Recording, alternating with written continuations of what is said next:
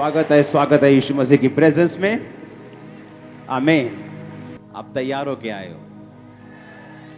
आपकी स्पिरिट ये बता रही है कि आप बिल्कुल तैयार हो ग्रहण करने के लिए। अपनी कॉपी अपने पेन निकालेंगे। निर्गमन 12 उसकी 5 से 12 आयत अपनी कॉपी अपने पेन पे के साथ लिखेंगे।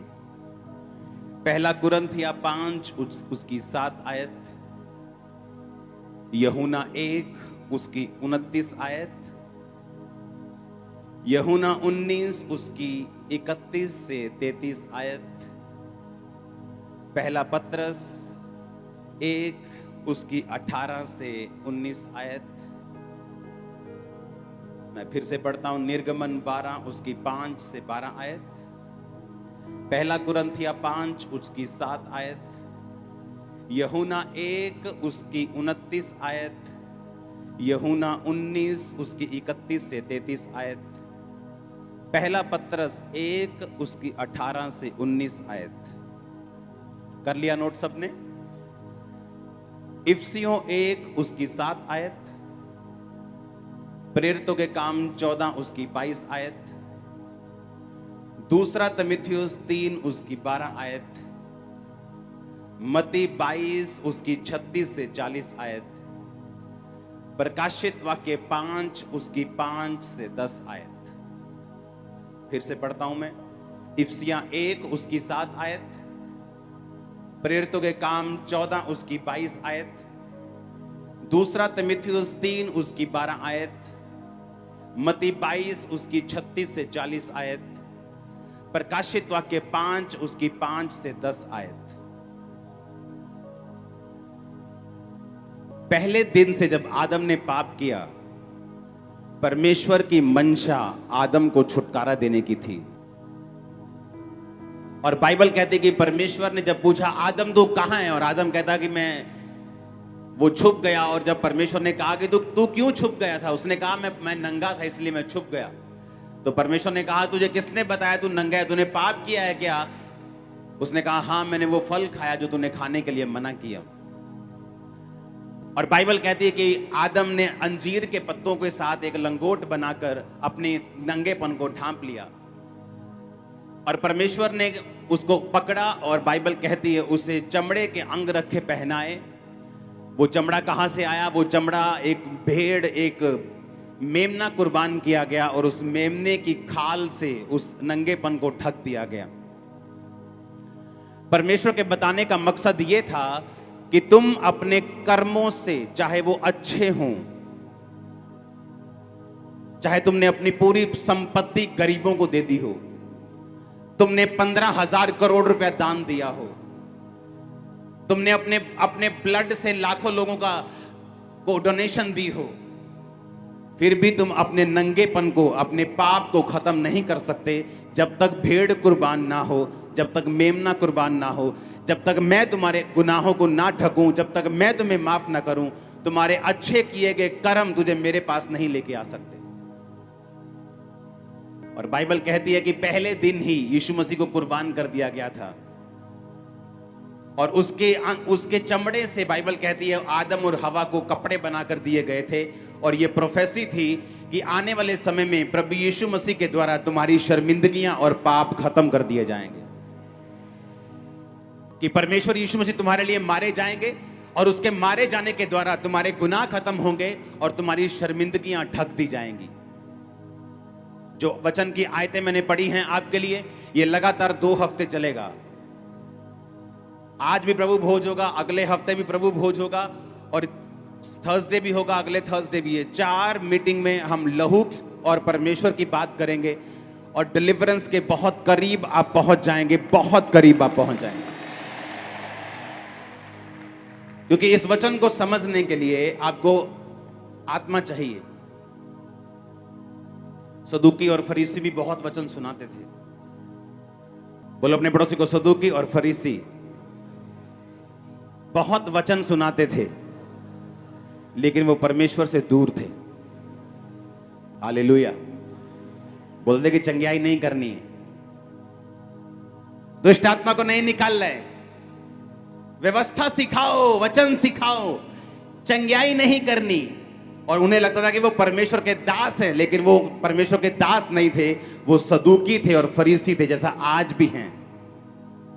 अपने आप को बोलते पास्टर्स हैं, क्रिश्चियन हैं, लेकिन वो पास्टर्स क्रिश्चियन नहीं, वो आज भी वही सदूकी और वही फरीसियों की आत्माएं हैं जो उनमें से बोलती हैं। यीशु मसीह को क्रूस पर चढ़ाने वाले अन्य जाति नहीं थे, यीशु मसीह को क्रूस पर चढ़ाने वाले व्यवस्था सिखाने वाले लोग थे, वचन सिखाने वाले लोग थे, जिन्होंने यीशु मसीह को क्रूस पर चढ़ा दिया था। व्यवस्था सिखाने वाले जो कहते थे कि जो मूसा ने कहा है वो मानो, जो पवित्र आत्मा कहता है उसे हम नहीं सुनेंगे। चंगियाई नहीं करना वो चेले करते थे, दुष्ट आत्मा को नहीं निकालना, लोग जैसे आए वैसे बीमारियों में चाहे मर जाएं, दुष्ट आत्मा में मर जाएं, पर निकालनी नहीं है। परमेश्वर ने कहा वो आत्मा आज भी आज्ञा नाम मानने वालों में काम करता है।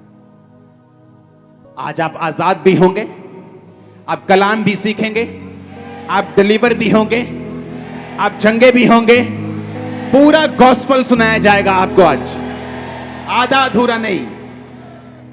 अगर खुदा ने दोनों आंखें दी हैं तो अंधों में काना राजा बनने की जरूरत नहीं है, पूरी दोनों आंखों से राजा बनो। हालेलुया। जब तक कोई तुम में नहीं था कोई दो आंखों वाला, तो तुम राजा थे क्योंकि तुम काने थे। अब दो आंखों वाला कोई आया तो तुमको अभी बुरा लग रहा है। निर्गमन 12 उसकी 5 से 12 आयत। यह उस समय की बात है जब मूसा को परमेश्वर ने कहा, मूसा मेरे लोगों को ले जा और इन्हें मिस्र से आजाद कर। पहले मूसा माना नहीं, फिर एंड में मान गया और वहां पे गया।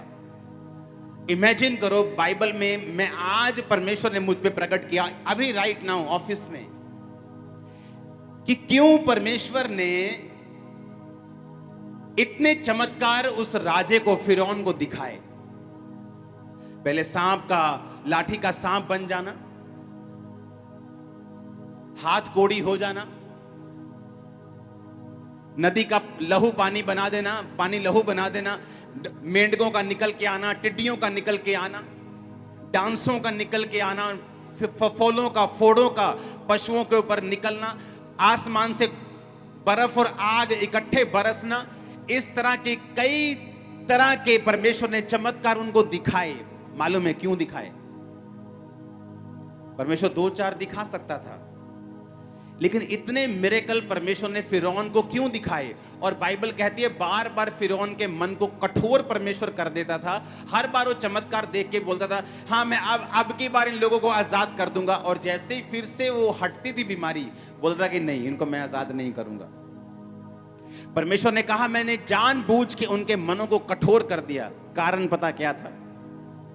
कारण था डिलीवरेंस, कारण था परमेश्वर अपने लोगों को आजाद करना चाहता था। आप बोलोगे ये कैसे?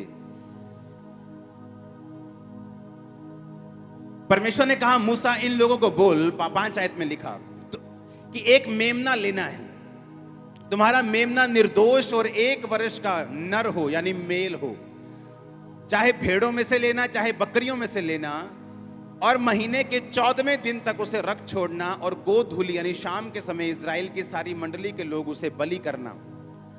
उसके लहू में से कुछ लेकर जिस घरों के लोग मेमने को खाएंगे उनके द्वार के दोनों अलंगों और चौखट के सिरों पर लगा देना। उसके मांस को उसी रात आग में भूनकर अखमीरी रोटी और कड़वे साग पात के साथ खाना। जो लोग जिनको परमेश्वर ने अब छुड़ाना था, परमेश्वर ने कहा मैं तुम्हें छुड़ाने के लिए तैयार हूं। अब तुम एक मेमना लोगे और उस मेमने को तुम 1 वर्ष का मेमना लोगे और उस मेमने को शाम को कुर्बान करोगे और उसे खाओगे। अगर परमेश्वर बहुत सारे चमत्कार राजा फिरौन के ऊपर ना दिखाता, मैं आपको गारंटी देता हूं कि इस रीति और इस रस्म में जो सारे इजरायली शामिल हुए थे उनमें से 50% मिस हो जाते।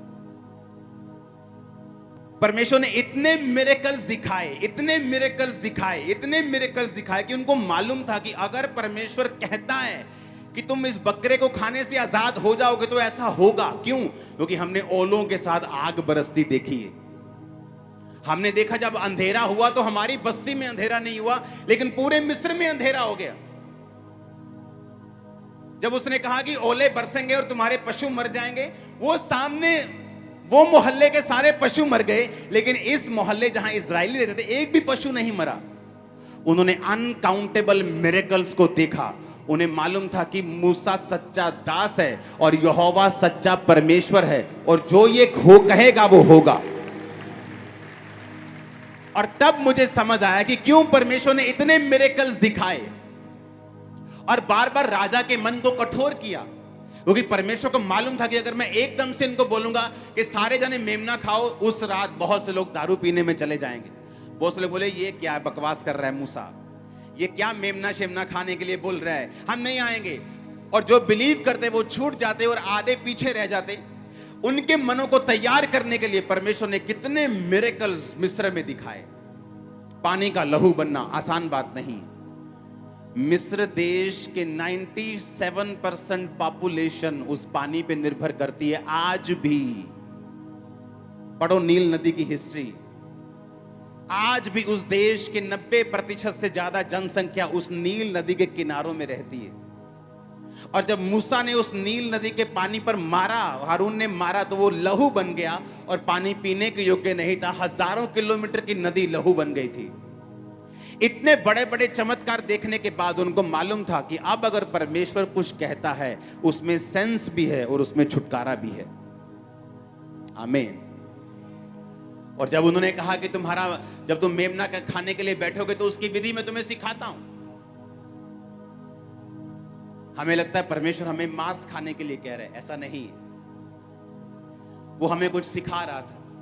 उन चंद लाख लोगों में से परमेश्वर एक एग्जाम्पल तैयार करके आने वाले लाखों करोड़ों लोग, जो हम इस समय 800 करोड़ दुनिया में पहुंच जाएंगे, जिनमें से 370 करोड़ ऑलरेडी यीशु मसीह को मानते हैं। परमेश्वर को करोड़ों लोगों की चिंता थी जो आज हम हैं, ताकि उस एग्जाम्पल से परमेश्वर हमें छुटकारे का तरीका बता सके।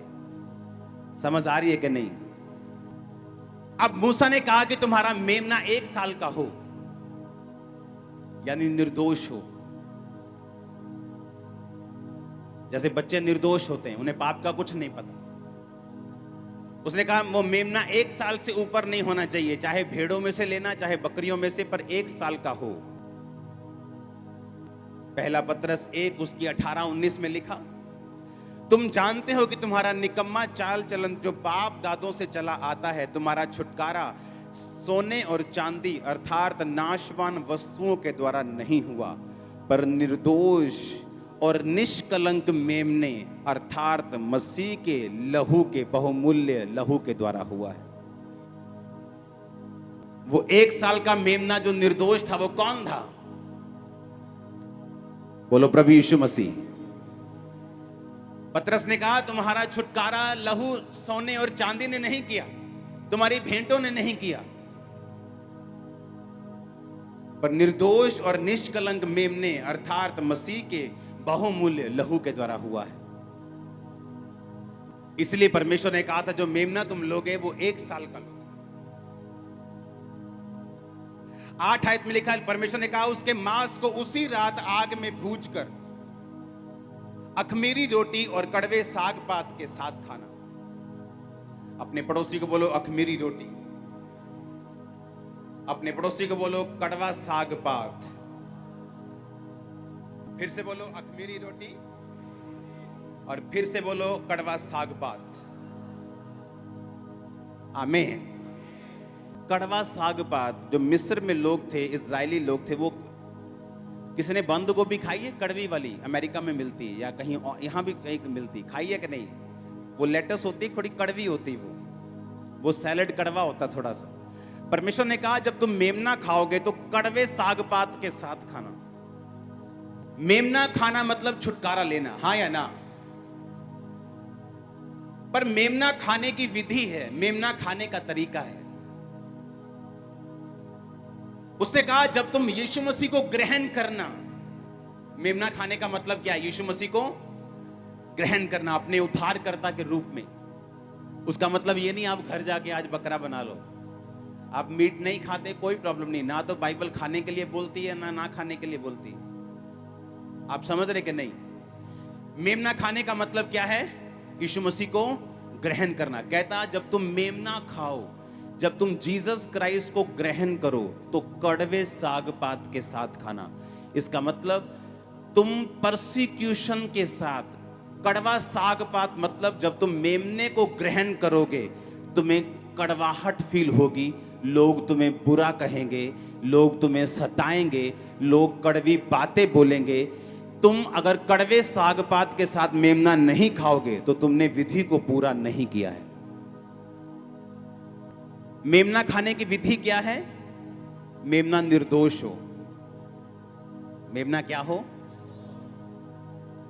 लाखों कुर्बानियां हुई होंगी, खुदा के दासों ने भी दी हैं, लोगों ने भी दी हैं, हजारों लाखों कुर्बानियां हुई हैं, हाँ।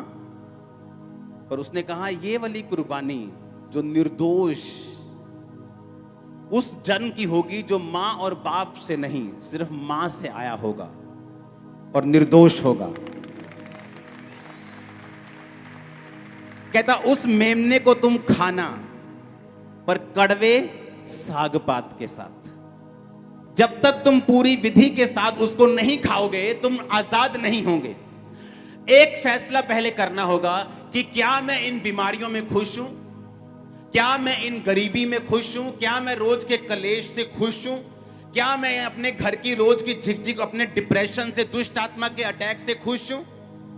अगर तो मैं खुश हूं तो फिर रहन तो छोड़ो मेमने को, और अगर मुझे फ्री होना है तो याद रखो फिर लोगों की बातें नहीं सुननी है। परमेश्वर ने यह नहीं कहा कि जब तुम मेमना खाओ तो तुम्हें मीठा साग पात, तुम्हें मीठी रोटियों के साथ खाना है। उसने कहा जब तुम मेमना खाओगे तुम्हें कड़वा साग पात साथ खाना पड़ेगा, कड़वा साग खाना पड़ेगा।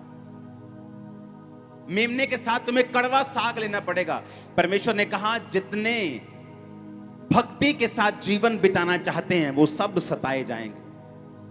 हालेलुया। पहला कुरिन्थियों 5 उसकी 7 आयत को मैं पहले पढ़ूंगा। उसमें लिखा पुराना खमीर निकाल कर अपने आप को शुद्ध करो और नया गूंथा हुआ आटा बन जाओ, क्योंकि तुम अखमीरी हो और हमारा भी फसह जो मसीह है बलिदान हुआ है। सब बोलो आमीन। उसने कहा जब तुम मेमना खाओगे तो अखमीरी रोटी के साथ खाना। किसके साथ खाना है? अखमीरी, यानी खमीर नहीं लगा होना चाहिए। जब तुम मेमना खाओगे तो तुम्हारी रोटी अखमीरी होनी चाहिए, उसमें खमीर नहीं होना चाहिए। और नया नियम में लिखा कि पुराना खमीर निकाल कर अपने आप को क्या करो? शुद्ध करो। जब तुम मेमना खाओ तुम में बपतिस्मा तुम्हारा हुआ होना चाहिए। जब तुम मेमना खाओ तुम्हारे अंदर व्यभिचार का आत्मा नहीं होना चाहिए। जब तुम मेमना खाओ तुम चोर नहीं होने चाहिए। जब तुम मेमना खाओ तुम मूर्ति पूजक नहीं होने चाहिए। जब तुम मेमना खाओ तुम गालीबाज, तुम चुगलियां करने वाले, निंदा करने वाले, ये लोग तुम नहीं होने चाहिए। उसने कहा अपने खमीर को निकाल कर शुद्ध हो जाओ।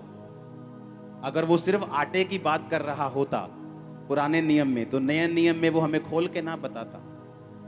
निर्गमन का वचन 5000 साल पुराना है, ये वचन 2000 साल पुराना है। 3000 साल बाद भी अगर ये वचन लिखा गया तो उसने कहा पुराना खमीर निकाल कर अपने आप को शुद्ध करो और नया गूंथा हुआ आटा बन जाओ, क्योंकि तुम अखमीरी हो और हमारा फसह जो मसीह है बलिदान हुआ है। सब बोलो आमीन। जब तुम मेमना खाओगे तो अखमीरी रोटी के साथ खाना। तुम्हारे अंदर खमीर नहीं होना चाहिए, नहीं तो वो छुटकारा काम नहीं करेगा। अगर तुम छुटकारा चाहते हो तो तुम्हें विधि के साथ मेमने को खाना होगा।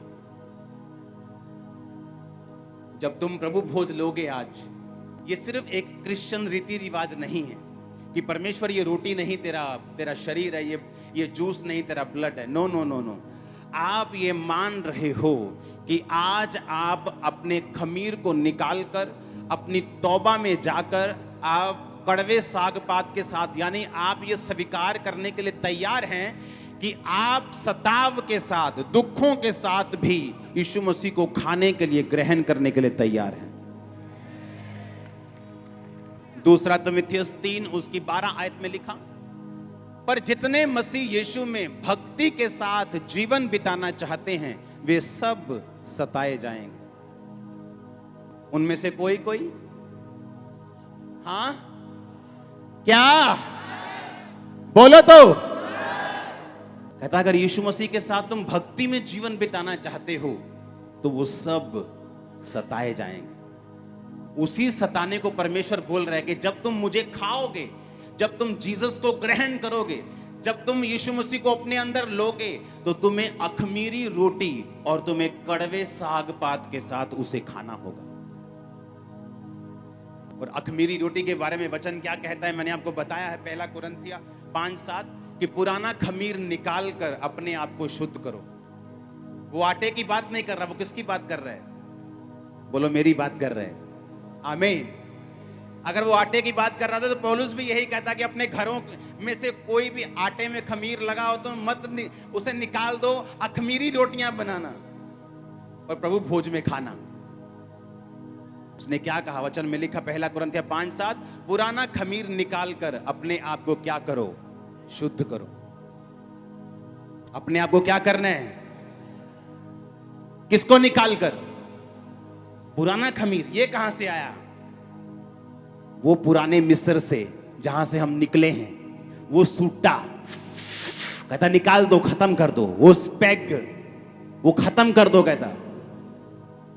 वो व्हाट्सएप की वो चैट, वो सेक्सी बातें परमेश्वर कहता फिनिश कर दो, वो तुम्हें छुटकारा नहीं लेने देंगी। कहता तुम अपने आप को शुद्ध करो, पुराना खमीर निकाल दो। आज क्रिश्चियन होके भी अगर बंधनों में रहना है, क्रिश्चियन होके भी अगर बीमारियों में मरते रहना है, क्योंकि हम पुराना खमीर निकालने के लिए तैयार नहीं। हमें इतना हियाव है कि हम उसी वेश्या के साथ जिसके साथ हम सोते हैं चर्च में आकर वचन सुन सकते हैं और बाद में वही काम फिर कर सकते हैं, और परमेश्वर के क्रोध के लिए अपने आप को हम तैयार कर रहे हैं। जैसे अगर जब बकरे ने कटना होता ना तो उसके घर वाले जब खिलाते और पिलाते, बकरे को लगता है वाह वाह मौज ही मौज है भाई, और खवाओ मैंने, पर उसे मालूम नहीं उसे कटने के लिए तैयार कर रहे हैं। परमेश्वर ने कहा तुमने इस संसार में बड़ा ही सुख भोगा और अपने आप को लाश के दिन में कटने के लिए मोटा और ताजा किया है। उसने कहा अपने खमीर को निकाल कर अपने आप को क्या करना है?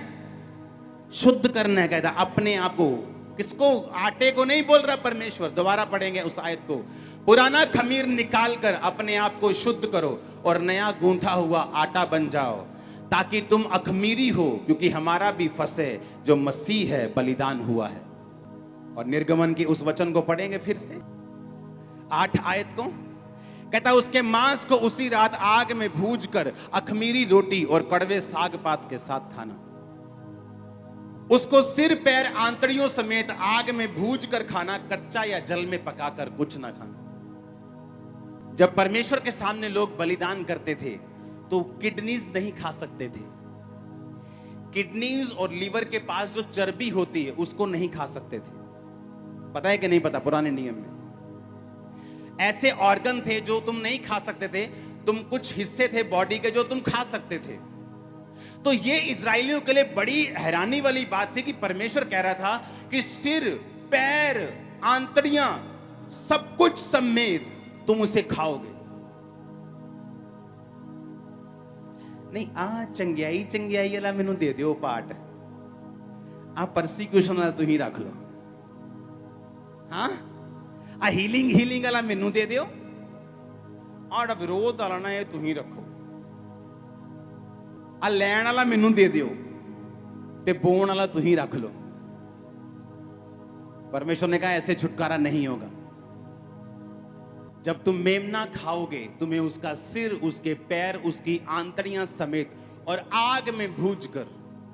यह एक प्रोफेसी थी कि जब यीशु मसीह की कुर्बानी होगी वो एक आम कुर्बानी नहीं होगी, बल्कि उसे पूरी तरह से फायर में से होकर गुजरना पड़ेगा, ताकि वो वचन पूरा हो कि प्रभु यीशु मसीह ने, उन्होंने कहा था कि मैं तुम्हें पानी से बपतिस्मा देता हूं, पर मेरे बाद आएगा वो तुम्हें पवित्र आत्मा और आग से बैप्टाइज करेगा।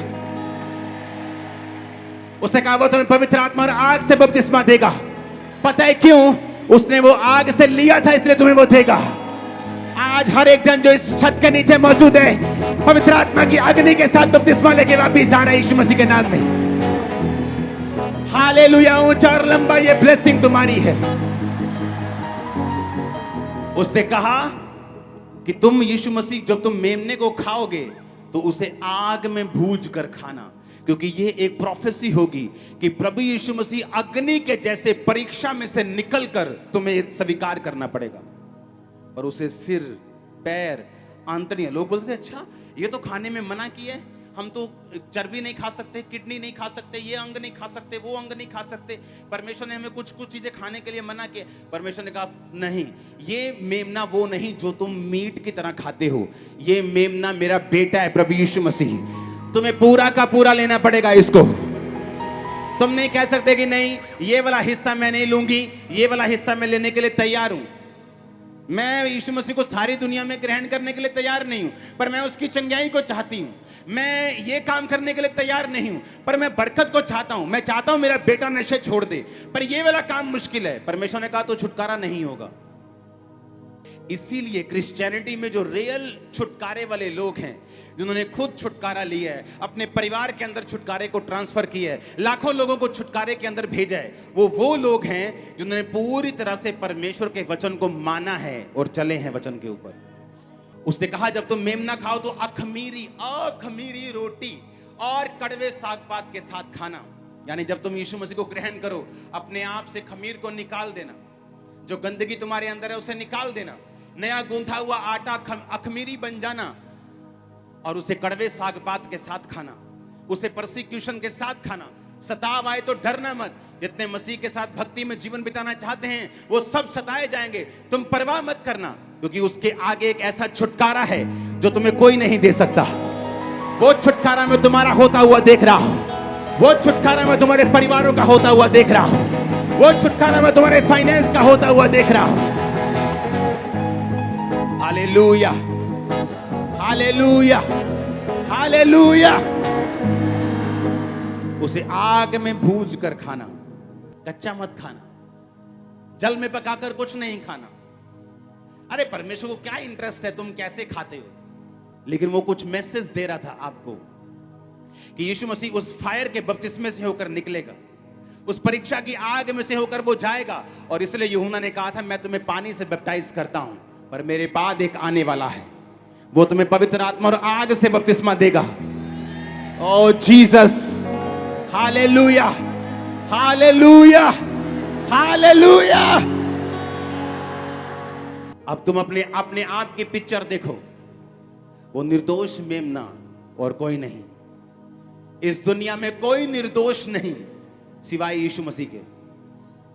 वो ऐसा एक लौता था, है और रहेगा जो सिर्फ मां के जरिए आया और पवित्र आत्मा ने उसको गर्भवती किया, क्योंकि वो निर्दोष था। इंसान के ब्लड में पाप था। अगर वो बाप के जरिए आता तो फिर वो भी ब्लड से, आदम और हवा के ब्लड से पापी ठहरता। लेकिन परमेश्वर ने कहा था अगर तुमको छुटकारा चाहिए तो निर्दोष मेमना कुर्बान करना पड़ेगा। मैंने आपको हजारों साल पहले यीशु मसीह के जन्म के बाद पहले का वचन सुनाया, यीशु मसीह के जन्म के बाद का वचन सुनाया। अब मैं आपको हजारों साल बाद या सैकड़ों साल बाद का वचन अब मैं आपको सुनाता हूं। प्रकाशित वाक्य 5 उसकी 5 से 10 आयत, जिसमें ये साबित होता है जो यीशु मसीह ने वचन में लिखा है। आदि में कौन था? वचन परमेश्वर के, और वचन ही आदि में यीशु मसीह परमेश्वर के साथ था। क्योंकि वचन कौन है? वचन ने देह धार के वो नीचे आया और उसका नाम क्या रखा गया? प्रभु यीशु मसीह। आदि में यीशु था, यीशु परमेश्वर के साथ था और यीशु ही परमेश्वर था। आदम और हवा के टाइम भेड़ कुर्बान की गई, मूसा के टाइम पे एक भेड़ कुर्बान की गई, मेमना कुर्बान किया गया। नए नियम में लिखा कि तुम्हारा जो बलिदान है, जो तुम यीशु मसीह जो निर्दोष मेमना है, निष्कलंक मेमना है, उसके लहू के द्वारा हुआ। और अब हम वो आयत पढ़ेंगे जो अभी पूरी नहीं हुई। ये प्रकाशित वाक्य जो बहुत सालों के बाद पूरा होगा। अभी यीशु मसीह के आने के बाद, शैतान को हराने के बाद, एंड में जब न्याय होगा, ये तब की प्रोफेसी है, तब की लाइन है जो बाइबल में ऑलरेडी लिखी हुई है। अब मैं वो पढ़ूंगा आपके सामने। उन पर प्राचीनों में से एक ने मुझसे कहा, मत रो, देख यहूदा के गोत्र का वह सिंह वह शेर जो दाऊद का मूल है, उस पुस्तक को खोलने और उसकी 7 मोहरें तोड़ने के लिए जयवंत हुआ है। तब मैंने उस सिंहासन और चारों प्राणियों और उन प्राचीनों के बीच में एक वध किया हुआ मेमना खड़ा देखा। उसके 7 सींग और 7 आंखें थी। वे परमेश्वर की 7 आत्माएं हैं जो सारी पृथ्वी पर भेजी गई हैं। उसने आकर उसके दाहिने हाथ से जो सिंहासन पर बैठा था पुस्तक ले ली। जब उसने पुस्तक ले ली तो वे चारों प्राणी और 2400 प्राचीन, जो 24 प्राचीन थे, उस मेमने के सामने गिर पड़े और उनमें से हर एक के हाथ में वीणा, धूप और पवित्र लोगों की जो प्रार्थनाएं हैं उनसे भरे हुए सोने के कटोरे थे। वे नया गीत गाने लगे कि तू इस पुस्तक के लेने और इसकी मुहरें खोलने के योग्य है, क्योंकि तूने वध होकर अपने लहू से हर एक कुल, भाषा और लोग और जाति में से परमेश्वर के लोगों को मोल लिया है और उन्हें हमारे परमेश्वर के लिए एक राजा और याजक बनाया है और वो पृथ्वी पर राज्य करते हैं। आने वाले समय में परमेश्वर कहता है कि एक वध किया हुआ मेमना उनके बीच में खड़ा होगा और वो कहेगा कि मैं इन पुस्तकों की मोहरों को, कितने मेरी बात को समझ रहे हैं? वो कौन है वध किया हुआ मेमना? वो कत्ल किया हुआ मेमना कौन है? जो स्वर्ग में है। वो कौन है बोलो? फिर से पढ़ेंगे उस आयत को। तूने वध होकर अपने लहू से हर एक कुल,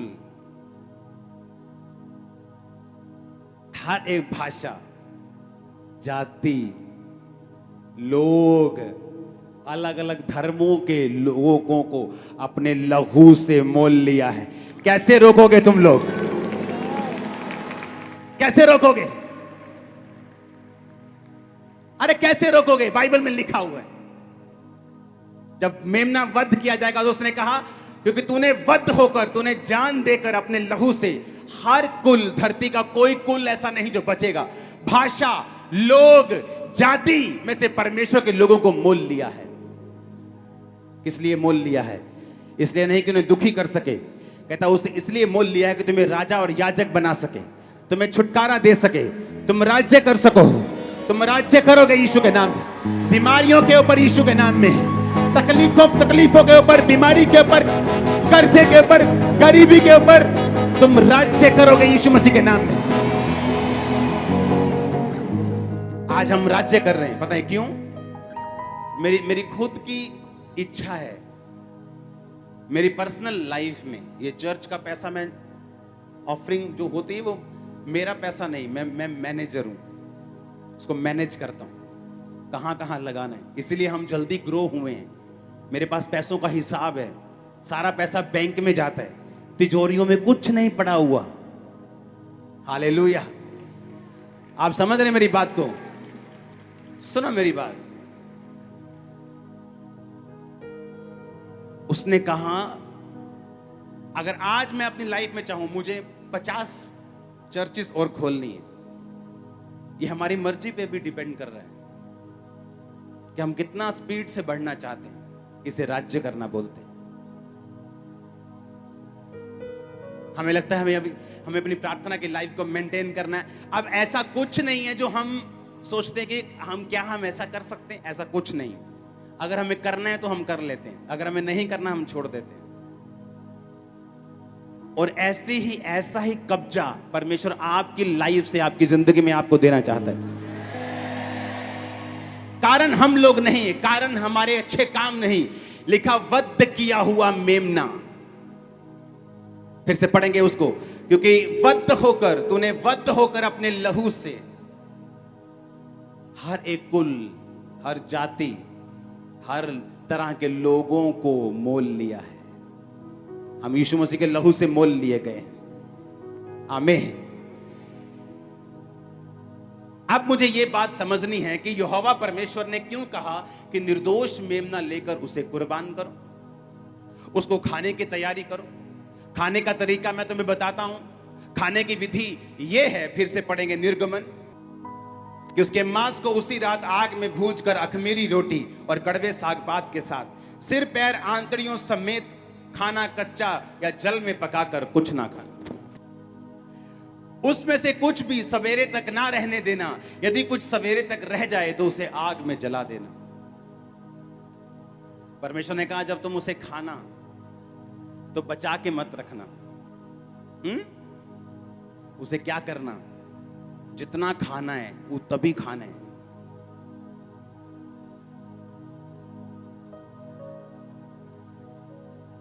उसे बचा कर नहीं रखना सुबह तक।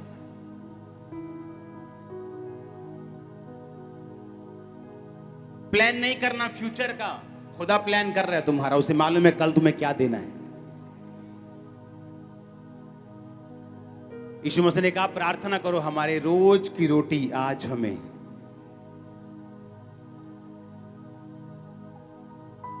कल की चिंता मत करना। जब तुम मेमने को खाना, कल क्या होगा। ओ जी मेरे रिश्तेदार ना मिले मैनू, फिर आ मेरे गोलू दे विआह ते कौन आऊ।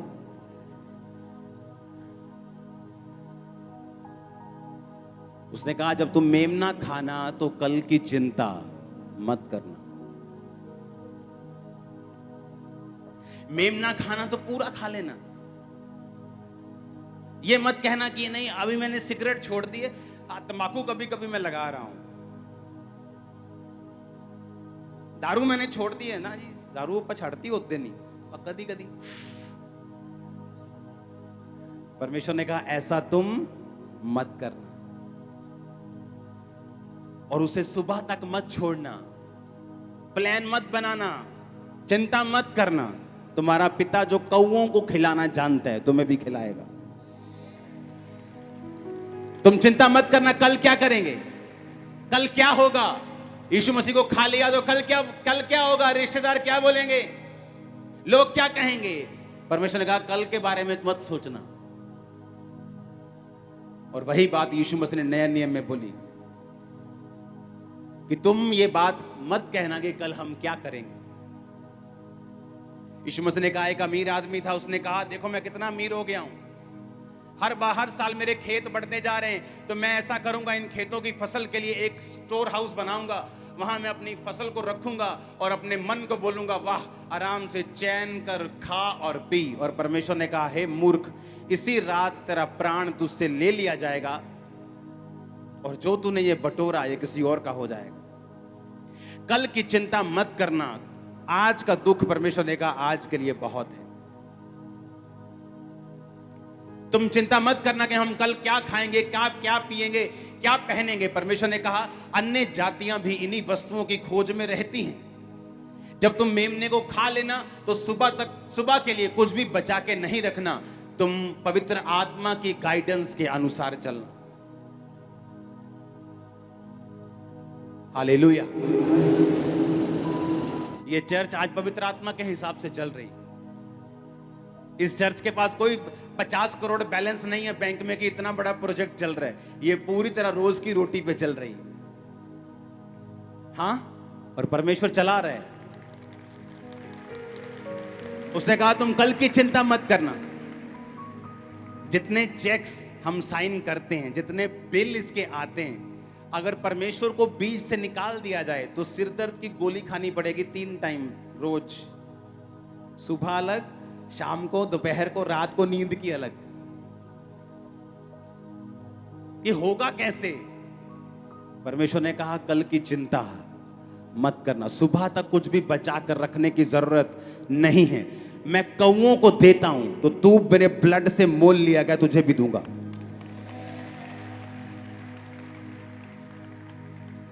निर्गमन 12 उसकी 5 से 12 के बीच में आपका पूरा छुटकारा लिखा हुआ है। आज जब लोग हमसे मिलते हैं और बोलते हैं कि यहां इतना ये सब कुछ आप क्या कर रहे हो, कहां से कर रहे हो, और वो हमें देखते हैं कि हमें 1% भी चिंता नहीं।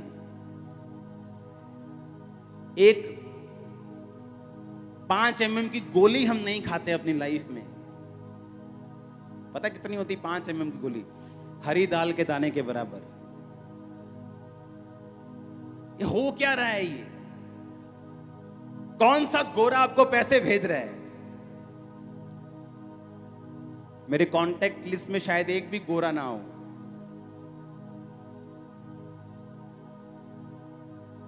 अगर यीशु मसीह का रंग गोरा था तो भेज तो गोरा ही रहा है। हालेलुया। चाहे वो इजराइल में जन्मे, एशिया में जन्मे, वो अमेरिका में नहीं जन्मे, तो भेज तो गोरा ही रहा है, लेकिन भेज वो अपने हिसाब से रहा है। हालेलुया।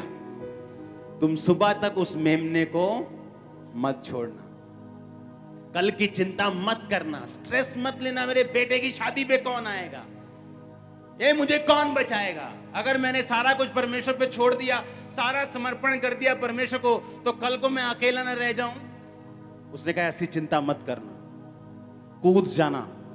मेमने को खाने की विधि है, यीशु मसीह को मानने की विधि है। अगर विधि के अनुसार नहीं खाओगे, विधि के अनुसार नहीं मानोगे, तो तुम्हारा छुटकारा होना पॉसिबल नहीं है। वो छुटकारा जो अभी आपके वो रिश्तेदार नहीं दे सकते, वो समाज नहीं दे सकते, कोई धर्म नहीं दे सकता, वो चाहे क्रिश्चियन धर्म हो, कोई धर्म हो। हम धर्म को नहीं मानते, हम यीशु मसीह को मानते हैं। अगर यीशु मसीह धर्म बनाने आया होता तो हम भी लड़ते, हमारे लाखों करोड़ों फॉलोअर्स लड़ते, फॉरेन में भी हैं वो भी लड़ते। लेकिन यीशु मसीह धार्मिकता को स्थापित करने के लिए आए, धर्म को नहीं। आमीन। उसने कहा तुम मुझे खाओगे, मैं तुम्हें छुटकारा दूंगा। मैंने आपको हजारों साल पहले, यीशु मसीह के जन्म के हजारों साल पहले का वचन,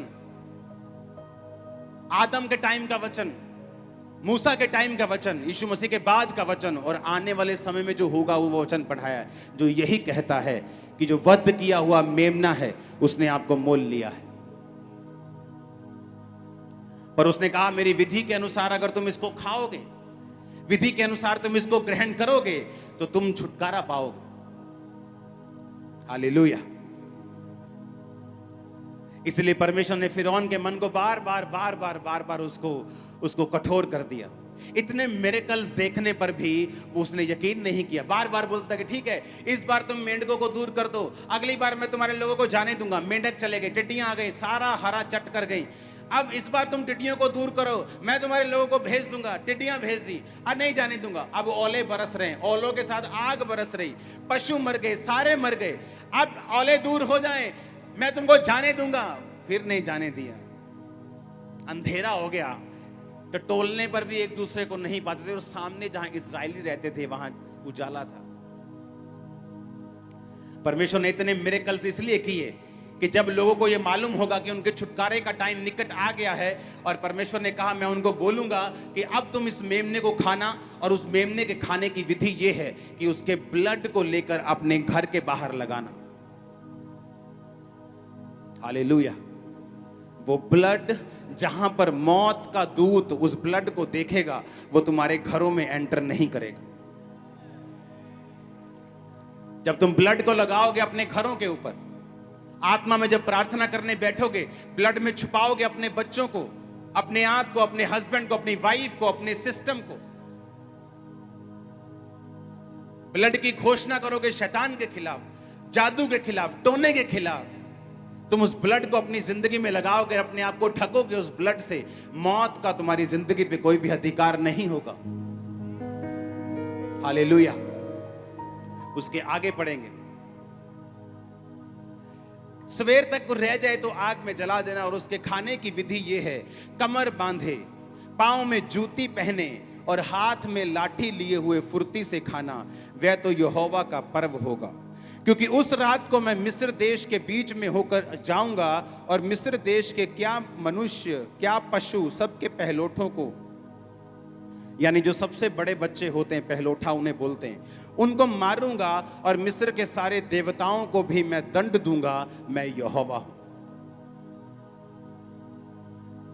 उसने कहा जब मेमने को खाना तो कैसे खाना?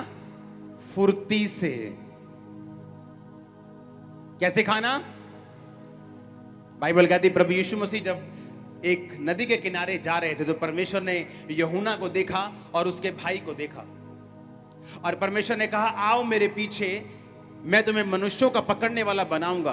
बाइबल कहती है उन्होंने फुर्ती से अपने नावों को अपने पिता के पास छोड़ा और यीशु मसीह के पीछे चले गए। कैसे? फुर्ती से। और बाइबल का वचन कहता है कि जब उन्होंने अपने पिता के साथ नाव को छोड़ा, और भी मजदूर उनके साथ काम कर रहे थे। आप कब रखते हो दुकान पे काम करने वाले लोग? जब आप भूखे मर रहे हो कि जब काम ज्यादा हो? जब आपका काम बढ़ जाता है, आप एक और दुकान, एक और दुकान, एक और दुकान, आपको स्टाफ की जरूरत पड़ती। हाँ, इस मिनिस्ट्री में 400 लोगों का स्टाफ है जो 24 घंटे काम करता है। क्यों? लोग ज्यादा हैं, काम ज्यादा है, सिस्टम बड़ा है। तो बाइबल कहती है उनके पास बहुत सारे मजदूर थे, और जब इतने मजदूर थे तो उन्होंने ये नहीं कहा कि परमेश्वर आउने असी आउने माड़ा हिसाब दे डैडी नू ये कोई इन्नी मच्छियां दे पैसे ले लियो, हाँ माड़ा मम्मी नू बाय बाय कर रही है, माड़ा असी अपने दोस्तां नू बाय बाय। कुछ नहीं, यीशु मसीह ने कहा आ जाओ, छोड़ा उधर और परमेश्वर के पीछे चले। नए नियम में अगर मैं आपको फुर्ती वर्ड पढ़ाऊं, आप हैरान हो जाओगे। जहां जहां यीशु मसीह का जिक्र किया गया वहां कहीं ना कहीं फुर्ती का जिक्र किया गया। जल्दी कर, जल्दी कर, जल्दी कर, जल्दी लिखा यीशु मसीह ने बुलाया और लिखा वो झट से अपने पिता को अपने नाव मजदूरों के साथ छोड़कर यीशु मसीह के पीछे हो गए। अब्राहम को जब दूत दिखाई दिए, बाइबल कहती है वो सारा के तंबू में गया, उसने कहा फुर्ती कर, फुर्ती, फुलके बना, जल्दी सब्जी बना, इनको खिलानी है दूतों को। फुर्ती। एक नॉनसेंस व्यक्ति जिसको कोई सेंस नहीं, वो हमेशा ढीली बातें करेगा। उसका काम भी ढीला, उसकी बातें भी ढीली, स्पिरिचुअल लाइफ भी ढीली, सब कुछ ढीला, खत्म, फिनिश। जो आत्मिक व्यक्ति होगा उसे मालूम होगा कि इस काम में थोड़ा खींचना है, ये टाइम रोजे रखने का है, ये टाइम जरा स्ट्रॉन्ग प्रेयर करने का, खींच के थोड़ा ऑफरिंग बोने का, ये टाइम थोड़ा फुर्ती। कहता फुर्ती से जब तुम मेमने को खाना, आलस मत बरतना, इसे फुर्ती से खाना, ढिलाई मत बरतना, फुर्ती करना, डिसीजन लेने में देर मत लगाना, खुदा के लिए कुछ करने में देर मत लगाना, सोचना मत बार बार, और फुर्ती करना, पाप छोड़ने में फुर्ती करना, परमेश्वर के साथ मेल मिलाप करने में फुर्ती लेना, बपतिस्मा लेने में फुर्ती करना, झट से बपतिस्मा लेना, झट से तौबा कर लेना, झट से फुर्ती से खाना। तुम मेमने को अगर ढीले ढाले खाओगे तो तुम्हारा छुटकारा देरी से होगा, मिस कर दोगे तुम छुटकारे को, और अगर तुम मिस कर दोगे तो परमेश्वर को कोई दुख नहीं है, क्योंकि 380 390 करोड़ उस छुटकारे का आज आनंद ले रहे हैं। अगर एक उसमें कम हो जाएगा तो उसी एक का नुकसान है, परमेश्वर का कोई नुकसान नहीं। जब तुम मेमने को खाना तो उसने क्या कहा? खाने की विधि है कमर बांधे हुए खाना। मसीह में हमारी कमर कौन सी है? अपनी अपनी कहता बुद्धि की क्या कस लो, कमर कस लो। और अगर आप आपने सुना और फॉलो किया, आप खुद आओगे रिजल्ट लेके, वहां खड़े होंगे आप टेस्टिमनी के लिए। आज मुझे ये वचन प्रैक्टिकली मालूम नहीं था, आज से 17-18 साल पहले, लेकिन जब भी बपतिस्मे का जिक्र होता था हम अपने लोगों से पूछते थे, आप मुझे कब बपतिस्मा दोगे? तब आज की तरह नहीं होता था। बपतिस्मे देने के लिए 2 महीने की वेटिंग चल रही, 1.5 महीना वेटिंग चल रही। 1.5 महीने में 30, 35, 40 लोग इकट्ठा होंगे तो उनको खेतों में ले जाकर ट्यूबवेल की मोटर ऑन करके वहां बपतिस्मे दे के आते थे। तो पहले लोग इकट्ठा होते थे, 30-35 हो जाएं, और फिर बपतिस्मा सर्विस होती थी, बताया जाता कि इस दिन बपतिस्मे होंगे, और सब लोग बपतिस्मा लेने के लिए जाते थे। और तब मैं एक्साइटेड था। मसीह में मैं 16 अगस्त में आया हूं और 2 अक्टूबर के करीब मेरा बपतिस्मा था। कितने टाइम लगा मेरे को? 1.5 महीना। और मैंने लोगों को 5-5 साल, 4-4 साल, 3-3 साल सोचते हुए देखा कि मैं बपतिस्मा लूं या ना लूं। इधर बहुत कितने अंबानियां दी दौलत पई है ना, कितने बपतिस्मा लेके निकल जानी हथों, पता नहीं क्या सोचते लोग कि वो कितने 15 टन सोना पेड़ा हथों निकल जाना। कितने समझ रहे हैं? अपने लोगों को पूछना क्या बपतिस्मा कब है, ये बपतिस्मा क्या होता है? किसी ने बताना अच्छा ये होता है, कब दोगे मुझे अभी लेना है। अभी दे सकते हो? नहीं, बाद में होगा। ठीक है। 1.5 महीना में हमें लगता था कि यार 1.5 महीने बाद बपतिस्मा लिया मसीह में आने के बाद। हमें ये भी ज्यादा लगता था कि 1.5 महीना लग गया हमें बपतिस्मा सोचते ये बपतिस्मा लेना है। मैं वो गारंटी देता हूं, अगर बपतिस्मे हर संडे होते तो शायद मुझे 15 दिन, 20 दिन या 21 दिन लगते बपतिस्मा लेने में, बस दैट्स इट। और जैसे वो लोग थे शायद पहले हफ्ते ही दे देते मेरे को, क्या जा काका डोबिए तेन। मसीह के प्यार में, हाँ, आमीन। उसने कहा जब तुम मेमना खाना तो कैसे खाना? फुर्ती से खाना। कोई डिसीजन प्रभु के लिए लेना है, उसमें जल्दी करना, डिले मत करना। तुम्हारे सोचने से पहले यीशु मसीह आ जाएंगे। जितना तुम सोच भी नहीं सकते उससे जल्दी काम हो रहे हैं। जितना हमने सोचा था उससे कहीं अधिक फास्ट टाइमिंग में दुनिया का माहौल चेंज हो रहा है, हाँ या ना? महामारियां जितना सोचा था उससे पहले आ रही, सूखे उससे पहले पड़ रहे। यूरोप पूरा सूखा हुआ, आप देखोगे न्यूज में पढ़ के देखना, पूरे यूरोप में सूखा पड़ा हुआ है। अमेरिका जहां मैं होके आया वहां मुझे बताया गया कि पिछले 8 साल से बारिश नहीं पड़ी, और पूरे जहां मैं कैलिफोर्निया में गया हूं पूरी पीली और सूखी हुई घास दिखाई देती रही है मेरे को, कैलिफोर्निया साइड। दुनिया उतनी तेजी से बदल रही है जितना आप सोच भी नहीं सकते। आने वाले टाइम में फूड शॉर्टेज होगी, लोगों को मालूम भी नहीं ऐसा होगा। आने वाले टाइम में वो जितना माहौल जल्दी से बदल रहा है, परमेश्वर ये चाहता है कि आप फुर्ती करें जो भी करना है, आमीन। फुर्ती से खाना, मेमने को डिले मत करना, फुर्ती से खाना, जल्दी से खाना। मसीह के लिए कोई भी डिसीजन लेना है, फैसला लेना है, उसे देर मत करना, उसे जल्दी करना। Hallelujah. God bless you all.